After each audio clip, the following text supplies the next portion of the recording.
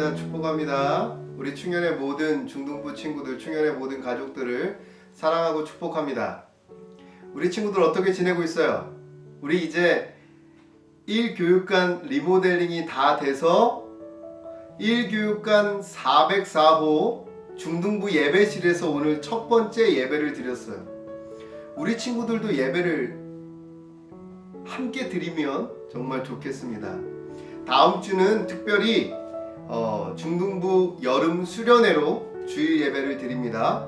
다음 주에 아주 유명한 강사 한 분이 오셔서 우리 친구들이 가지고 있는 교과서 그 안에 우리가 잘 분별해서 봐야 될 내용들, 하나님께서 이 땅을 창조하셨다라고 하는 그 진리를 거스르는 그러한 주장들이 있죠. 정말 사실이 아니라 주장이에요. 주장. 그런 주장들에 대해서 잘 설명할 강사, 엄청나게 좋은 강사가 다음 주에 오실 거예요. 여러분들 그걸 놓치면 안 됩니다. 다음 주는 10시 30분부터 중등부 예배가 시작됩니다. 10시 30분에서 12시 30분까지 수련회가 있어요. 꼭 다 참석해 주시기를 부탁합니다. 잊지 말아요. 1교육관이에요. 2교육관 가면 안 돼요. 1교육관 404호 중등부 예배실이에요. 다 와서 우리 예배 드립시다. 다음 주에는 다 오세요. 자, 오늘 말씀은 이사야 20장 말씀이죠. 우리 친구들 해외 토픽이 뭔지 알아요? 해외 토픽? 해외의 여러 많은 뉴스들 가운데 사람들이 흥미를 가질 만한 어떤 그런 사건들 있죠? 진기한 사건, 황당한 사건, 유명한 사람들이 만든 스캔들 뭐 이런 거 있잖아요. 그렇죠? 그런 사건들을 기사로 실은 것이 해외 토픽이죠. 해외 토픽. 해외 토픽에 가장 자주 등장하는 것 중에 하나가, 여러분들 축구 좋아해요? 해외 축구? 해외 축구 가운데 선수들이 그 경기장에 올라가야 되는데 어떤 사람들이 막 사람들한테 주목을 받고 싶어서 어떻게 할까? 옷을 다 벗고 그 경기장을 뛰는 거야. 그래서 처음부터 끝까지 막 뛰면 사람들이 그 모습을 보면서 깜짝 놀라죠. 사람들이 완전 다 벗은 사람들의 그 모습을 보고 깜짝 놀라고, 그런 것들이 해외 토픽으로 나오는 경우들이 참 많아요. 여러분들, 오늘 이사야 말씀은 만약에 그때 해외 토픽이 있었다면, 다른 나라의 그러한 뉴스들 가운데 황당한 뉴스를 담는 해외 토픽이 있었다면, 오늘 이사야 말씀에 나온 이 사건도 해외 토픽감이라고 할 수 있을 것 같아요. 어떤 말씀일까요? 하나님께서 이사야 선지자에게 말씀을 전해야 되는데 말로 전하는 게 아니라 몸으로, 행동으로 전하라고 한 것이죠. 2절 말씀을 한번 보세요. 2절 말씀. 그때 여호와께서 아모스의 아들 이사야에게 말씀하여 이르시되 갈지어다 내 허리에서 배를 끄르고 내 발에서 신을 벗을지니라 하시매 그가 그대로 하여 벗은 몸과 벗은 발로 다니니라.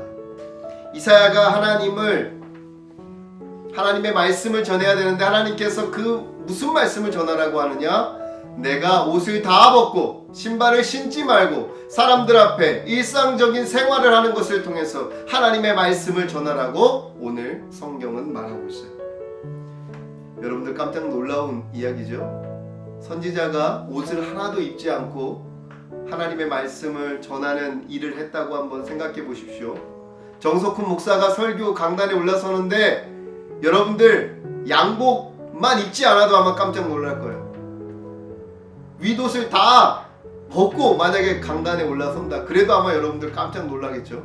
그런데 이사야 선지자가 옷을 다 벗고 신발도 신지 않고 그 일을 했다라고 생각해 보면 참 놀라운 일이에요. 왜 하나님께서는 이렇게 충격적으로 하나님의 말씀을 전하라고 하셨을까? 여러분들, 여기서 우리가 정말 집중해서 생각해야 될 것은 왜 하나님이 도대체 그렇게까지 하셨어야 됐을까라는 것이에요. 여러분들, 정석훈이 어렸을 때 아버지에게 가장 많이 듣던 말이 있어요. 혼날 때 가장 많이 듣던 말이 있어요. 뭘까요?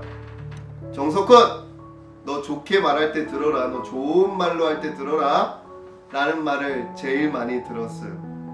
좋은 말로 들으라 할 때 듣지 않으면 어떻게 될까요? 정석훈! 너 좋은 말로 할 때 들으라고 했지? 하면서 아버지가 굉장히 화를 내시는 거죠. 그냥 아주 조금 혼내는 게 아니라 그렇게 막 화를 내시기 시작하면 1시간, 2시간 막 무릎을 꿇고 앉아가지고 잔소리를 들어야 되는 상황에 처하는 거죠. 혼이 호되게 나는 거죠. 정석훈도 자녀들을 혼낼 때 그런 말을 참 자주 써요. 좋은 말 할 때 들어라. 너 좋은 말 할 때 들으라고 했지? 라고 혼을 낼 때가 있어요. 여러분들, 하나님께서 왜 충격적인 방법으로 하나님의 백성에게 그 메시지를 전할까요? 듣지 않으니까. 아무리 말해도 듣지 않는 그 하나님의 백성을 보고 답답해서 그들에게 충격적으로 말씀을 전하고 있는 거예요. 우리 친구들은 어때요? 이제 말로는 도무지 듣지 않아서 하나님께서 강하게 여러분들에게 혼을 내야지만 들어야 되는 상황 가운데 있나요? 하나님이 충격적인 방식으로 여러분들에게 말하지 않으면 이제는 전혀 들리지 않는 그러한 막혀버린 귀를 가지고 있지 않나요? 막혀버린 심령을 가지고 있지 않나요? 막혀버린 영혼을 가지고 있지 않나요? 하나님이 반복해서 여러분들에게 말씀하여 주시는데, 너 그렇게 하지 마! 너 그렇게 살면 안 돼! 너 하나님의 뜻이 그게 아니야! 라고 하나님이 반복해서 말씀하시는데, 너 좋은 말로 할 때 들으라고 하시는데, 여러분들 그 말씀을 반복해서 듣지 않는 삶을 살고 있지는 않나요? 얼마나 더 우리 친구들에게 하나님이 강력하게 말씀해야 그 말씀을 듣겠어요? 얼마나 더 하나님이 여러분들에게 더 충격적으로 말씀해야 여러분들이 하나님의 말씀을 듣겠어요? 하나님이 이렇게 강력하게 경고하는 말씀을 듣지 않는 여러분들이 되기를 바라요. 여러분들, 하나님이 혼을 내실 때는 부모님과는 달라요. 부모님이 여러분들을 혼낼 때는 그래도 몇 시간만 지나면 다 풀리시죠? 하루만 지나면 다 해결이 되죠? 하나님이 혼을 내시면 장난이 아니에요. 하나님이 한번 너 하지마 했는데 하면 하나님께서는 아주 무섭게 정말 살이 떨리도록 다시는 그러한 짓을 하지 못하도록 하나님께서 만드시는 거예요. 다윗이 어떻게 하나님께 벌을 받았어요? 하나님께서 우리아의 아내를 범하고 우리아를 죽는 곳에 두었을 때 하나님께서 어떻게 다윗을 벌하셨어요? 하나님은 다윗이 했던 잘못보다도 몇 배나 더 강력하게 다윗의 삶 가운데 벌어지게 하셨어요.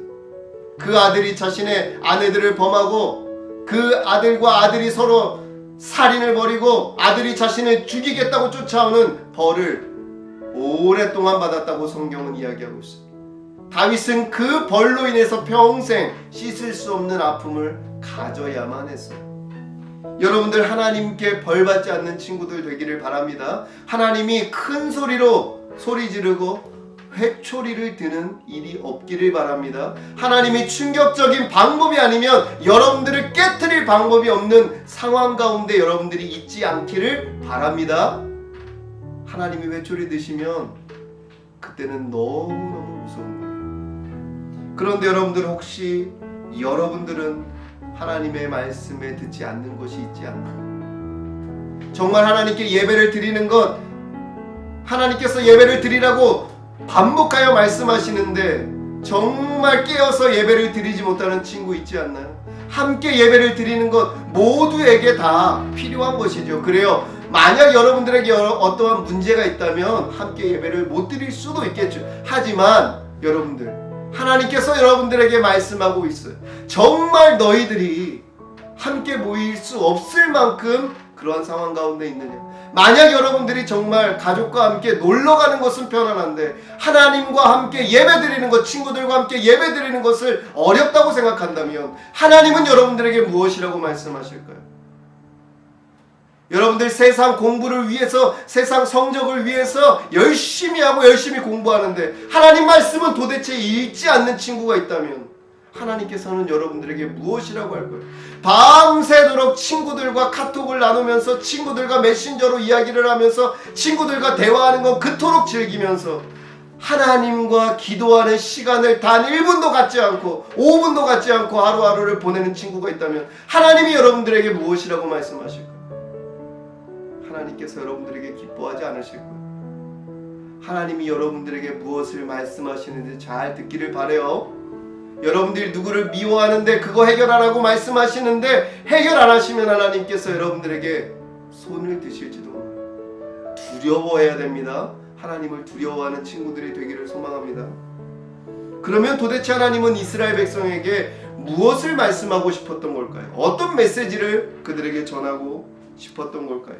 오늘 20장 3절부터 5절까지 말씀을 여러분들이 본다면 하나님은 이렇게 말씀하시는 거예요. 이스라엘 너희들 하나님만 의지하라고 했지, 하나님만 의지하라고 했지, 나만 의지하라고 했지, 나만 의지하면 산다고 했지. 그런데 아직도 세상 나라들을 의지하고 강한 힘을 가졌다고 하는 사람들을 의지해?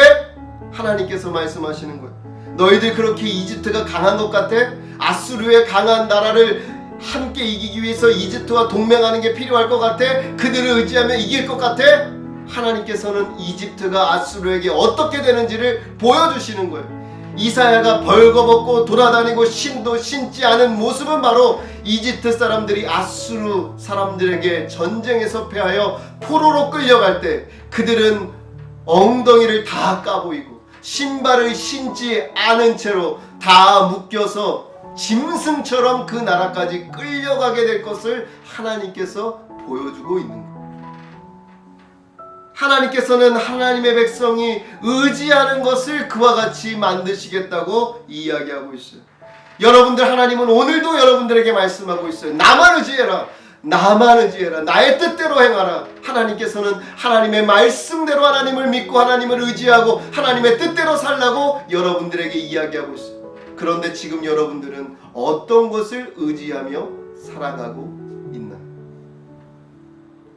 우리 친구들이 의지하는 것은 무엇이에요? 힘들 때 누구를 의지하나요? 친구를 의지하나요? 그 친구들이 정말 의지하지 못할 존재라고 하는 것을 하나님께서는 깨닫게 해주실지도 몰라요. 가족들을 의지하고 있나요? 가족들은 여러분들의 삶을 책임지는 그러한 존재들이 아니라고 하는 것을 하나님이 깨닫게 해주시는 그러한 일들이 일어나지 않기를 바라요. 여러분들의 공부가, 여러분들의 이성 친구가, 여러분들의 외모가 여러분들을 지켜줄 것이라고 생각하나요? 여러분들의 재력이, 돈이 여러분들을 지켜줄 것이라고 생각하나요? 하나님께서는 만약 여러분들을 사랑한다면 그 의지하는 모든 것들을 다 흔들어 놓으실 거예요. 왜? 하나님만 의지하도록. 애굽 사람들이 벗겨져 끌려갈 때 이스라엘 사람들은 깨닫게 되었을 거예요. 아, 하나님께서 이렇게 두려운 분이시는구나. 여러분들이 의지하는 것들이 여러분들 앞에서 흔들릴 때 여러분들은 깨닫게 될 거예요. 아, 하나님밖에 의지할 분이 없구나. 여러분들 그러한 때가 오지 않기를 소망합니다. 하나님만 의지하기를 바랍니다. 여러분들 누구를 의지하며 살아가야 됩니까? 이 땅을 지으시고 창조하신 하나님만 의지하는 모든 중등부 친구들 되기를 소망합니다. 여러분들을 위하여 십자가의 아들을 내어주신, 여러분들을 죽기까지 사랑하신 하나님을 의지하며 살아가는 모든 중등부 친구들 되기를 소망합니다. 기도하겠습니다. 하나님 아버지 감사합니다. 우리 친구들 주님만 의지하며 살아가는 자들 되게 하시고 하나님만 사랑하는 친구들 되게 하여 주시옵소서. 이 모든 것 믿고 우리 구주 예수 그리스도의 이름으로 기도합니다. 아멘. 사랑합니다. 축복합니다.